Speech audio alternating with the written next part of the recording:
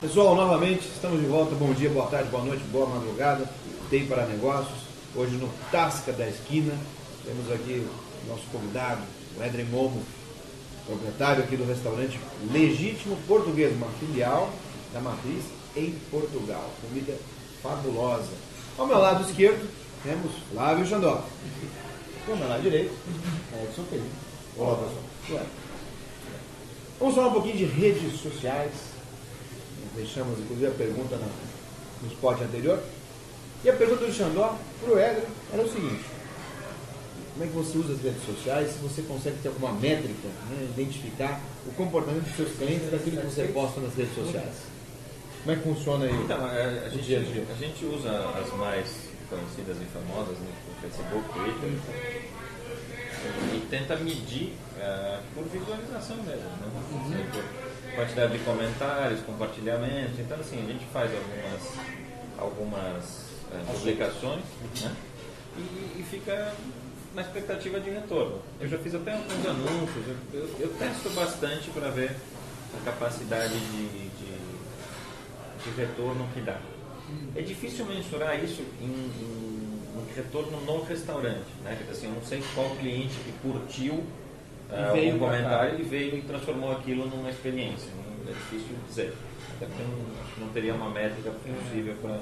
Mas você se fez conhecido, pelo menos, ao fazer a ação no Facebook, por exemplo. Então, mas muita gente hoje, eu acho assim, até questão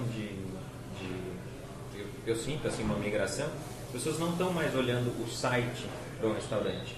Sim, às vezes olhando a página do Facebook.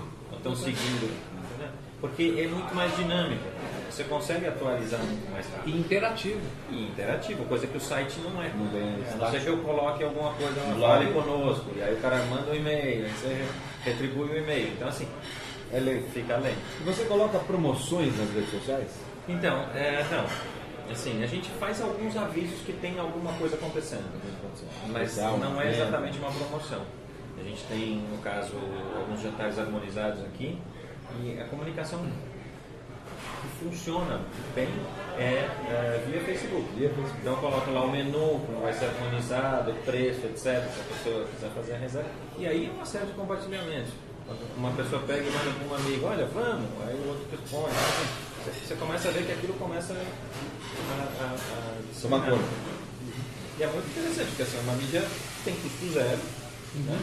E ela anda sozinha. Eu só vou monitorando. A pessoa, quanto tem que fazer reserva? Você vai respondendo. Esse tipo de interação é comum no Twitter, Facebook?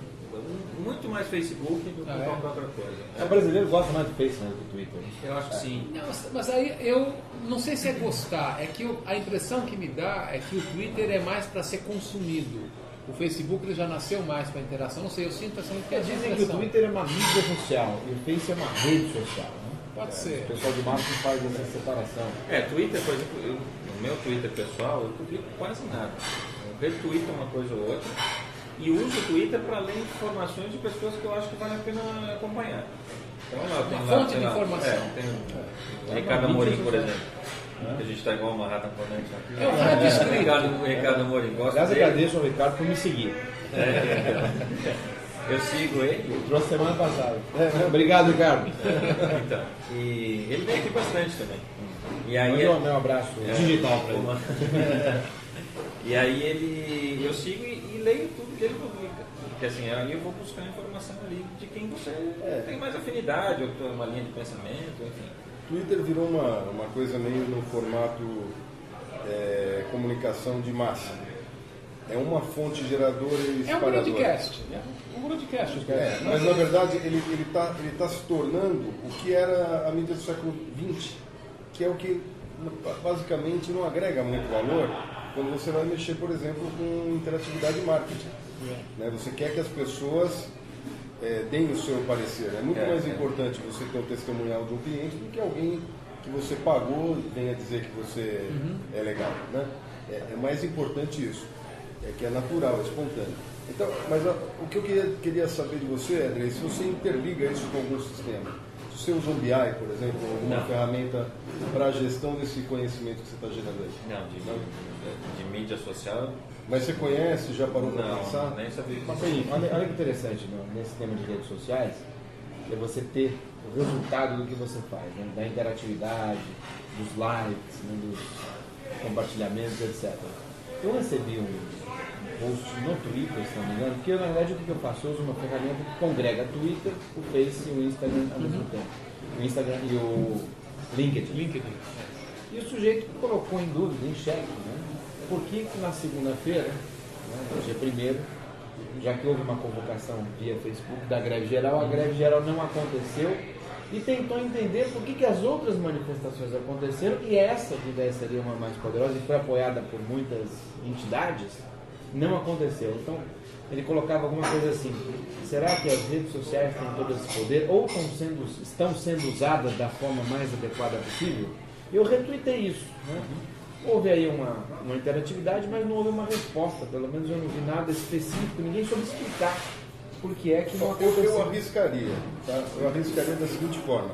Eu, como especialista em comunicação, entendo o seguinte: numa rede social como no Facebook, você distribui o poder, você distribui a capacidade das pessoas interagirem e decidirem.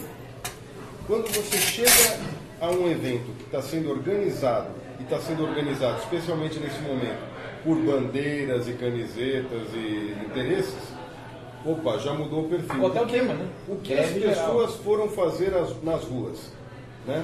Elas foram se manifestar individualmente contra o sistema que é o não respeito à Constituição. Que inclusive eu recebi petralhadas de todo tipo de petralhas no meu Facebook, porque eu me opus à questão de a presidente Dilma ofereceu a Constituinte. A gente não precisa mudar a lei. Por favor, traz um pratinho extra, um prato. A gente não precisa de mudar as leis do Brasil, a gente precisa cumprir as leis. Se a gente não aprender a respeitar as leis, não adianta trocá-las, correto? Então a questão é essa. E como as pessoas saíram às ruas e mandaram: abaixa a bandeira aí do PSTU, abaixa a bandeira vermelhinha lá do ACUT, abaixa a bandeira aí. Isso aqui não é evento de bandeira. Isso aí mostra o quê? As pessoas saíram às ruas individualmente. Não havia líderes, não havia gente para dizer assim: vem cá, vamos sentar, vamos conversar. Né? Vamos reclamar, né? Então acho que o Facebook mostrou aí, podia ser qualquer outra rede social. Não acredito que o Twitter tivesse essa capacidade, porque não serve para isso. Ele é uma rede ainda que tem uma mentalidade guardada no passado, né? Que ainda reserva muita coisa do século XX, a gente está no século XXI. Para mim essa é a visão do que está acontecendo hoje. Vocês chegaram a ouvir uma conversa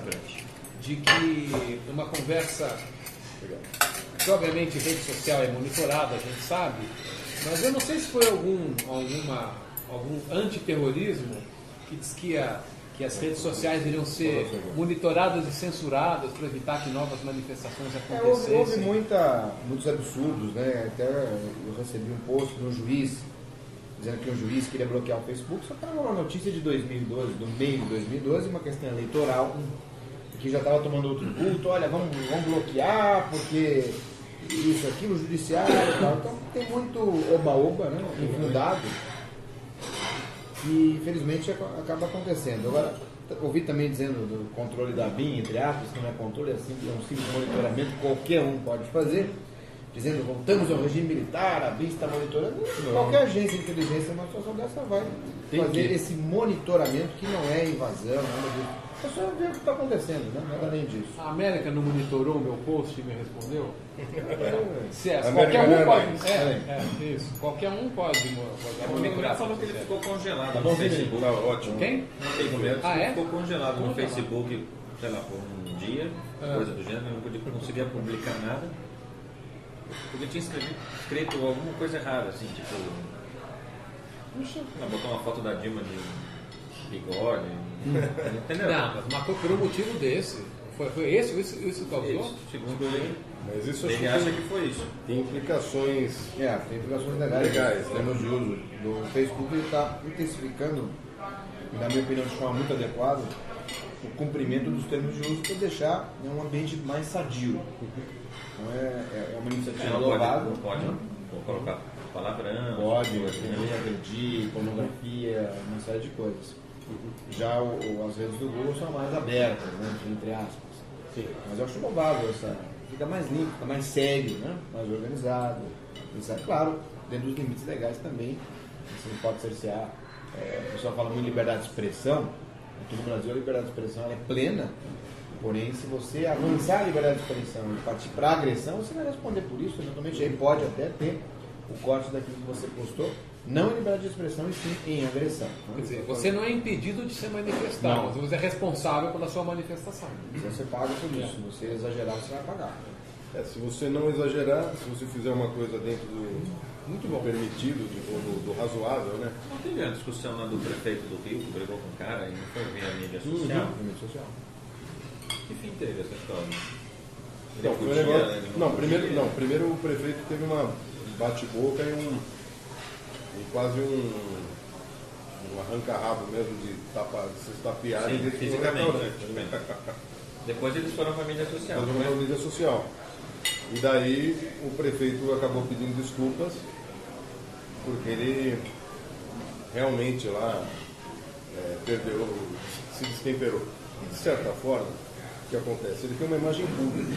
Não, mas rolou uma ameaça ali. A ameaça Rolou. caracteriza pela mídia social um crime, Renato? Se for uma ameaça à integridade física, pode ser um crime sim. Você pode ter uma produção também. O cara falou, Tem cidade da ameaça. prefeito, vem Pode aqui, acontecer. que eu vou sentar a mão na tua cara. Sem dúvida, pode ser. Essa É uma coisa indelicada e bastante clara. tem que interpretar todas as possibilidades de tomar precauções. Prefeito, se você é macho, vem aqui que eu vou quebrar sua cara. Foi uma coisa mais ou menos nessa linha. Então, o que acontece? Desafiou uma autoridade, e a autoridade, nessa hora, se tocou, né? Porque no dia do restaurante, ele achou que ele estava fechadinho dentro do restaurante e também trocou palavrões lá com o cidadão que estava ofendido ou descontente com o trabalho que ele faz. Mas depois ele se tocou que isso ganhou uma repercussão. Então o que ele fez? Ele também enfiou o rabinho dele no meio das pernas e soube se portar. Na verdade, eu queria ter sabido disso desde o princípio, na minha opinião. Mas não é bem assim que a coisa. Falando um pouquinho do prato, o pessoal deve estar curioso, o que vocês estão comendo? Nossa, Um bacalhau como de sá, fantástico. fantástico. Cebola, ovos, batata. Com azeitezinho vai muito bem, um pouquinho. E você, Berinho? Tá comendo o quê? Você falou Uma tanto das cacheta. Uma Estou comendo uma costelinha. costelinha de porco espetacular. E eu acho que aqui nós terminamos esse bloco. Podemos seguir para o próximo. Nós temos um assunto que nós estamos querendo conversar já faz um tempinho, que é o assunto do direito do esquecimento, que vai ser o tema do nosso próximo bloco. Não é isso? Pessoal, até a próxima. Obrigado. Até a próxima. Até.